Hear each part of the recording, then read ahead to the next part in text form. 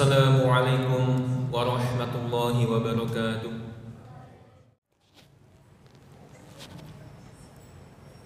Innal hamdalillah nahmaduhu wa nasta'inuhu wa nastaghfiruh wa na'udzu billahi min shururi anfusina wa sayyiati a'malina. May yahdihillahu fala mudilla lahu wa may yudlil fala hadiya lahu. Ashhadu an la ilaha illallah wahdahu la syarika lahu wa ashhadu anna Muhammadan abdullahi wa rasuluh. Allahumma salli wa sallim wa barik ala Muhammad wa ala alihi wa sahbihi wa man sara ala nahjihi ila yaumiddin. Amma ba'du. Fa ya ibadallah, usi nafsi wa iyyakum bitaqwallah kama qala ta'ala fi kitabihil mubin. A'udzu billahi minasy syaithanir rajim. Ya ayyuhalladzina amanu taqullaha haqqa tuqatih wa la tamutunna illa wa antum muslimun. Ma'asyiral muslimin rahimani wa rahimakumullah. Alhamdulillah, segala puji bagi Allah Subhanahu wa taala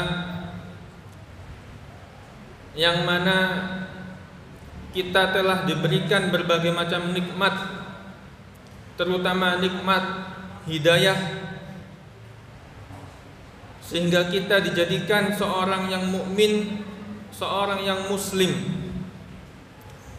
melalui perantara dakwah yang telah disampaikan oleh para nabi dan rasulnya.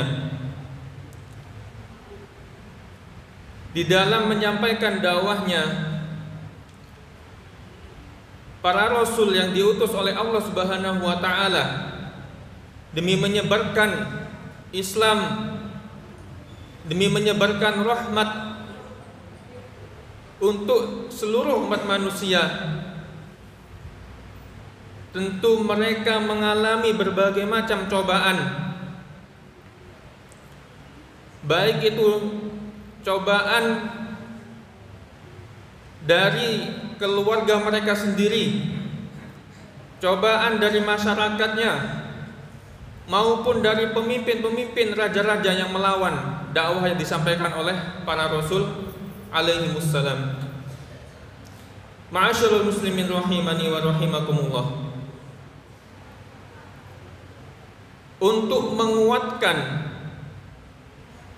diri mereka dalam berdakwah menyebarkan Islam sehingga sampai kepada zaman kita ini, membutuhkan sesuatu yang mampu menguatkan diri mereka agar dakwah itu sampai kepada kita dengan izin Allah Subhanahu wa taala. Apakah hal itu? Maka disampaikan oleh Nabi Muhammad sallallahu alaihi wasallam di dalam hadisnya, khoslatani laisa fawqahuma syai'un minal khairi. Dua hal yang tidak ada suatu kebaikan yang berada di atas dua hal ini. Apakah dua hal ini? Maka beliau terangkan, husnudzanni billahi wa husnudzanni bi'ibadillah. Yang pertama adalah husnudzon terhadap Allah Subhanahu wa taala. Yang kedua, husnudzon kepada hamba-hamba Allah Subhanahu wa taala. Allah Subhanahu wa taala telah mengabarkan kepada kita bagaimana beratnya dakwah Nabi Musa ketika beliau berhadapan dengan seorang penguasa yang kasar, yang bengis, yang mempunyai kekuatan yang sangat megah, yang sangat besar, yang mampu menguasai sebagian besar wilayah pada saat itu. Sehingga ketika itu para kaum dari Bani Israel mengeluh akan beratnya ancaman siksaan yang ditimpakan kepada mereka oleh Fir'aun, mereka mengadu kepada Nabi Musa. Lalu apakah yang diucapkan oleh Nabi Musa? Ista'inu billahi wasbiru. Mohonlah pertolongan kepada Allah Subhanahu wa taala dan juga bersabar. Perkataan Nabi Musa ini adalah suatu nilai husnudzon yang ditanamkan oleh beliau kepada umatnya. Ketika siksaan, kelaparan, kekeringan melanda kaumnya, beliau tidak lari, beliau tidak putus asa, tidak turut serta pesimis, akan tetapi beliau menanamkan bahwasanya kita sebagai hamba Allah tetap berhusnudzon bahwasanya Allah itu maha kuasa, Allah maha kaya, Allah maha mengatur segala sesuatu, yang mana ternyata ketika di akhir kisahnya, yang awalnya Fir'aun punya kekuasaan yang sangat besar, sementara Bani Israil adalah kaum yang tertindas, maka dibalikkan sebagaimana kisahnya, Fir'aun ditenggelamkan, Bani Israil diangkat, kemudian difirmankan oleh Allah, wa awraqtal qaumal ladzina kanu yustad'auna fil ardi masyariqal ardi wa magharibaha allati barakna fiha. Dan kami wariskan kepada kaum yang dulu itu lemah, yang tertindas, kemudian mereka diberikan kekuasaan karena kesabaran mereka, karena mereka selalu berhusnudzon, meminta pertolongan kepada Allah, sehingga diangkatlah derajat mereka setelah mereka mengalami kesulitan. Kemudian juga di kisah yang lain, Nabi Ibrahim alaihissalam, beliau diuji dengan ujian yang mungkin juga kita alami. Tatkala ketika itu beliau tidak disegerakan untuk mempunyai keturunan, tidak mempunyai anak. Kemudian tatkala setelah beberapa tahun lamanya beliau diberikan seorang anak. Lalu apakah yang diperintahkan oleh Allah Subhanahu wa taala kepada Nabi Ibrahim? Allah Subhanahu wa taala memerintahkan anaknya yang ditunggu-tunggu selama beberapa tahun, diperintahkan untuk ditinggalkan di atas sebuah gurun yang gersang, tidak ada tumbuhan, tidak ada makanan, tidak ada sumber air. Lalu apakah Nabi Ibrahim bersuudzon kepada Allah? Apakah Nabi Ibrahim berprasangka yang buruk kepada Allah dengan berprasangka, ya Allah, bagaimana mungkin saya meninggalkan anak saya,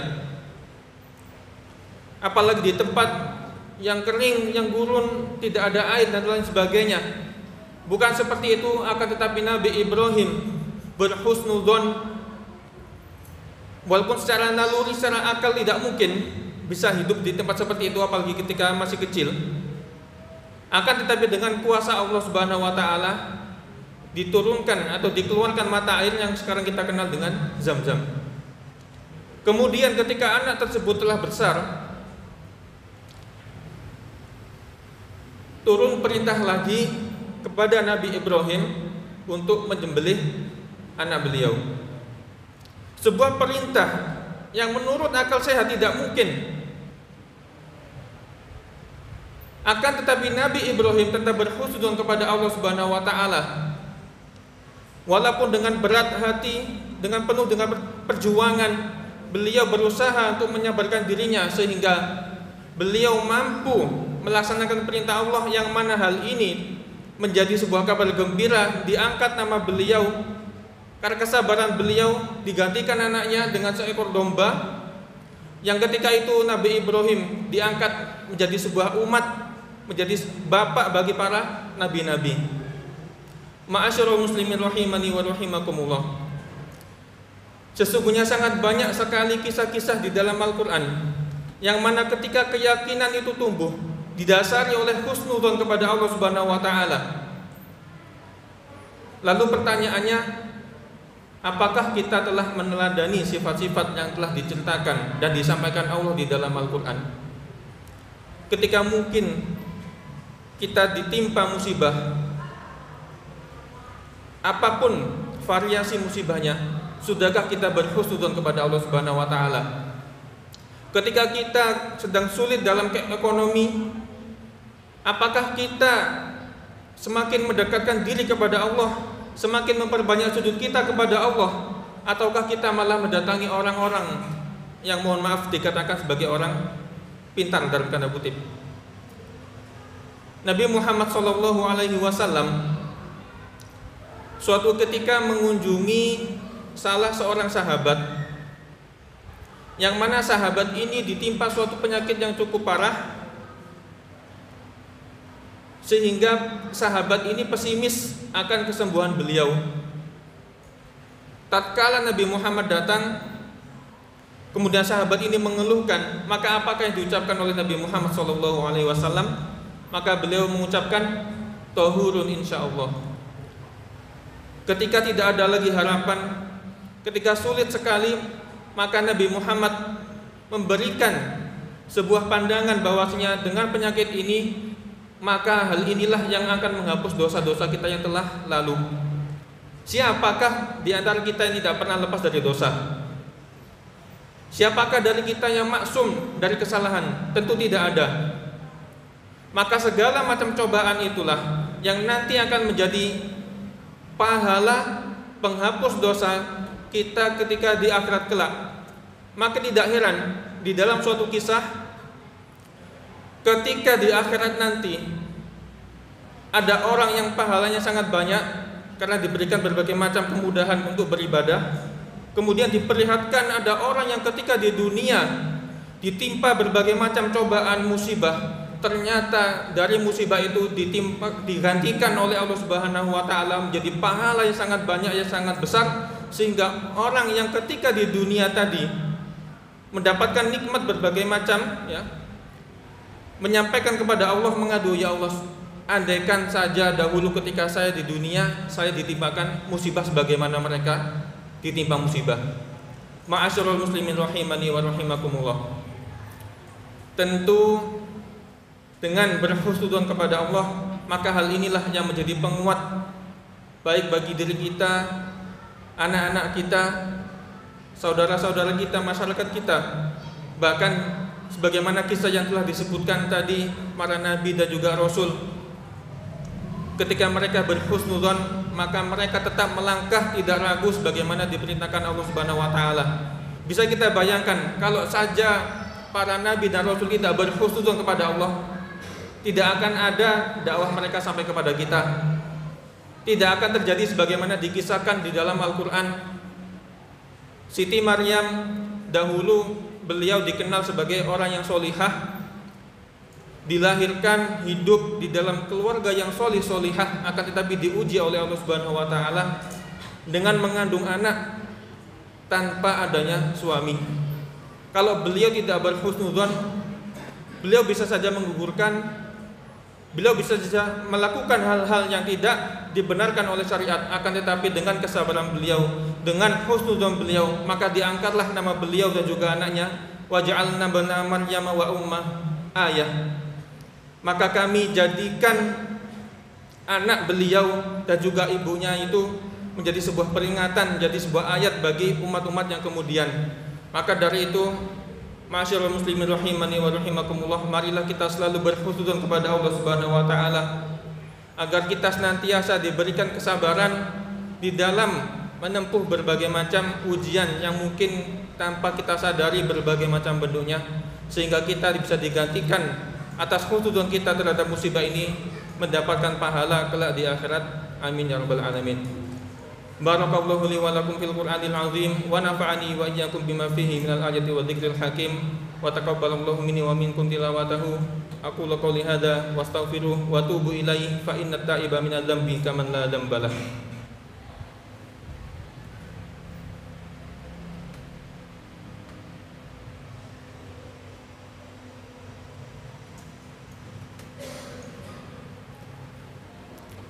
Alhamdulillah Alhamdulillahilladzi hadana li hadza wa ma kunna linahtadiya laula an hadana Allah. Allahumma shalli ala Muhammad wa ala ali Muhammad wa ala alihi wa sahbihi ajma'in. Wa ba'du. Ma'asyiral muslimin rahimani wa rahimakumullah. Di dalam hadis yang telah disebutkan tadi, selain berhusnudzon kepada Allah, yaitu berhusnudzon kepada sesama manusia atau kepada hamba Allah. Perintah ini berlaku untuk semua hamba-hamba Allah, karena dengan adanya husnudzon ini maka terciptalah persatuan dan juga kesatuan di antara umat Islam. Banyak kita lihat berbagai macam fenomena perpecahan, pertikaian, bahkan pertumpahan darah muncul dari adanya rasa curiga di antara sesama umat Islam.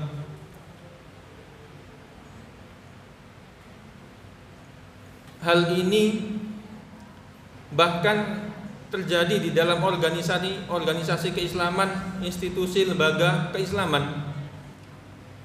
Maka salah satu nasihat yang disampaikan oleh Khalifah yang mulia Umar bin Khattab radhiyallahu anhu, ketika seorang muslim mendapati saudaranya mengucapkan sesuatu kalimat yang mana kalimat ini mengandung suatu keburukan, maka nasihat beliau adalah hendaknya kita mencari kemungkinan bahwasanya apa yang diucapkan oleh saudara kita ini mengandung kebaikan. Kemudian sebagaimana dikisahkan pula dahulu, salah seorang sahabat, Thalhah bin Ubaidillah radhiyallahu anhu, pada malam hari keluar dari rumahnya, kemudian mendapati sahabat Umar bin Khattab berjalan malam hari, kemudian memasuki sebuah rumah. Thalhah yang melihat kejadian itu menunggu di depan sambil bersembunyi. Setelah sekian lama ternyata Umar bin Khattab keluar, kemudian masuklah Thalhah bin Ubaidillah. Kecurigaan memang muncul, tapi beliau berusaha dengan kecurigaan itu tidak serta-merta mengikuti suudzon beliau, tapi beliau melaksanakan apa yang diperintahkan Allah untuk bertabayun. Sehingga ketika beliau bertanya kepada orang yang di dalam rumah, ternyata di dalam rumah ada seorang nenek tua yang buta, yang mana Umar bin Khattab rutin memberikan bantuan kepada orang tersebut. Nah, inilah bentuk contoh bagi kita. Ketika kita mungkin sempat terlintas suudzon di dalam pikiran kita terhadap sesama muslim, hendaknya kita melakukan tabayun. In ja'akum binaba'in fatabayyanu. Ketika datang berita, kalau di dalam surat Al-Hujurat itu kan dikatakan fasikunnya. Akan tetapi hal ini tidak berlaku hanya untuk orang-orang fasik yang membawa berita. Akan tetapi ketika ada berita, kabar atau lintasan pikiran yang berarti buruk, yang berkonotasi tidak baik, maka hendaknya kita bertabayun. Karena kalau sampai kita sudah bersuudzon kepada sesama muslim, maka apapun yang dilakukan padahal itu baik akan menjadi buruk di hadapan kita. Rasulullah Muhammad SAW di dalam hadis yang diriwayatkan oleh Abu Hurairah, Nabi Muhammad bersabda, "Iyyakum wadzon fa inna dzanna akdzabul hadis." Hendaknya kalian itu menjauhi yang namanya suudzon atau dzon. Karena suudzon itu adalah seburuk-buruk perkataan atau prasangka. Di dalam hadis ini yang didahulukan adalah perintah untuk menghindari dzon. Kemudian dilanjutkan, wala tahassasu, wala tajassasu, wala tanafasu, wala tabadaru, wala tabaghadu. Janganlah mencari-cari kesalahan, janganlah mencari berita-berita, janganlah saling bertengkar, jangan saling berlomba-lomba dalam keburukan. Yang mana di dalam hadis ini diawali oleh Iyyakum wadzon, perintah untuk menghindari suudzon. Maka dari itu berbagai macam kejahatan, keburukan, pertikaian itu banyak sekali diawali oleh suudzon sesama muslim. Maka dari itu di dalam kesempatan yang mulia ini khotib mengajak diri pribadi dan juga sekalian untuk selalu berhusnudzon, baik itu kepada sesama manusia dan juga kepada Allah Subhanahu wa taala, sehingga kita di dalam bermasyarakat tercipta kondisi yang saling harmonis, yang saling rahmat lil alamin. Allahumma sholli ala Muhammad wa ala ali Muhammad kama shallaita ala Ibrahim wa ala ali Ibrahim wa barik ala Muhammad wa ala ali Muhammad. Allahumma ighfir lil muslimina wal muslimat wal mu'minina wal mu'minat al ahya'i minhum wal amwat ya qadiyal hajat. Allahumma ighfir lana dhunubana wa israfana fi amrina wa tsabbit aqdamana wansurna 'alal qaumil kafirin.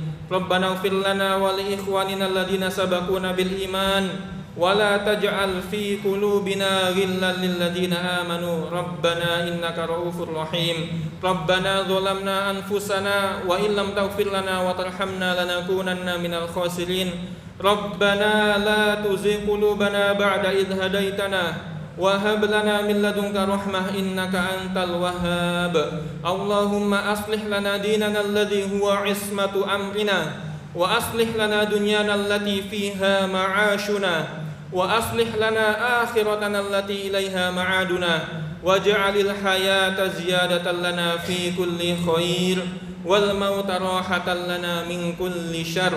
Rabbana atina fid dunya hasanah wa fil akhirati hasanah wa qina adzaban nar. Subhana rabbika rabbil izzati amma yasifun wa salamun alal mursalin walhamdulillahi rabbil alamin. Aqimissalah.